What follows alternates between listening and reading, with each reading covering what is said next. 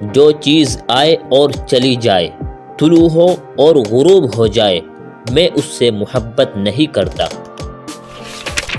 تم خاموشی سے اتنا کیوں ڈرتے ہو؟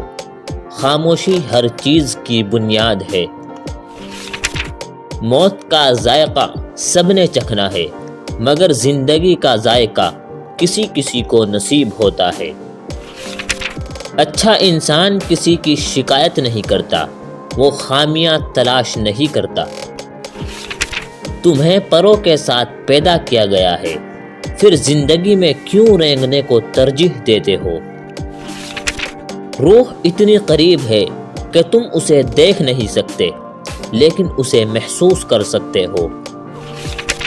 جب زندگی میں تنہا ہو جاؤ تو سمجھ جاؤ تمہارا رب تمہارے ساتھ وقت گزارنا چاہتا ہے، اسی لیے اس نے سب کو تم سے دور کر دیا۔ تم استغفار کی عادت کو اپنا لو، اللہ پاک تمہاری ہر کمزوری کو قوت میں بدل دے گا۔ جس جگہ ویرانی ہو وہاں خزانے کی امید ہوتی ہے۔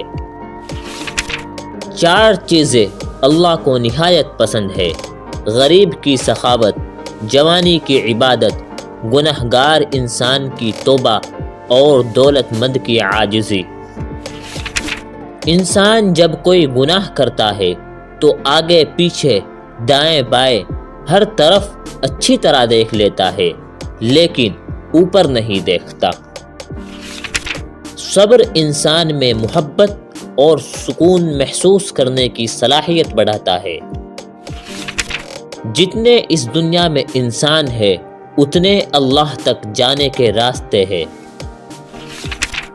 زندگی کو ہمیشہ امانت سمجھو، کیونکہ یہ عنقریب چلی جائے گی۔